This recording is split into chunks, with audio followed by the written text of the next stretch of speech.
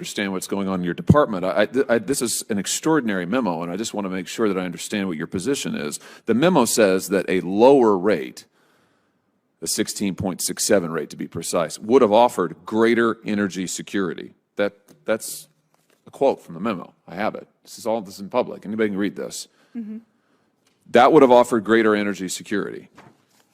But your department recommended a significantly higher rate that you thought would likely lead perhaps to not moving forward with the project for the purpose of climate change. You didn't want this to go forward. You didn't want Alaska to have greater energy security because you said climate change. I'm just trying to understand, do you agree with that analysis? And you did indeed impose the higher rate. In fact, the lease sale 258 earned just one bid.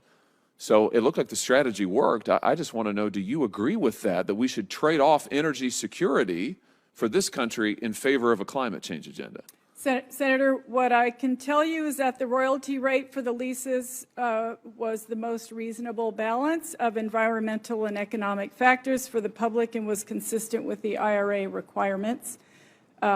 Additionally, of course, yes, we are in the midst of a terrible climate crisis, and it's our job to balance those things, to create a balance on our public lands, because our public lands belong to every single American. Okay, that sounds like a yes to me. So you're telling me, yes, you think that charging more and trading off energy security, sacrificing energy security in favor of the climate change agenda is the right trade-off?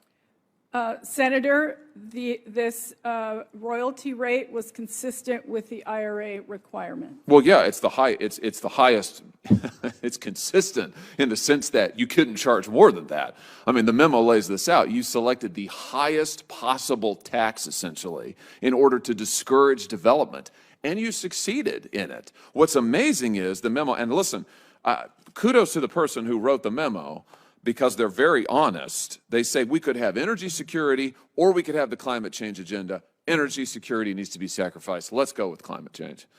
And you're telling me that you agree with that. I just have to say, I think that is a disastrous trade-off, and I can't improve upon the comments offered by one senator who said, I'm appalled by the contents of this memo, which make crystal clear that this administration is literally putting their radical climate change agenda ahead of the needs of the people of Alaska and the United States.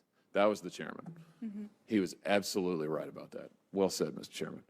And I just want to register that I think that this decision to sacrifice our energy independence and energy security in favor of an agenda that is making us dependent on China, that is making us dependent on OPEC, that is making us dependent on every dictator around the world is a disastrous choice for the working people of this country. My time's expired. I have some more questions, but I'll give them to you for the record. Thank you, Mr. Chairman.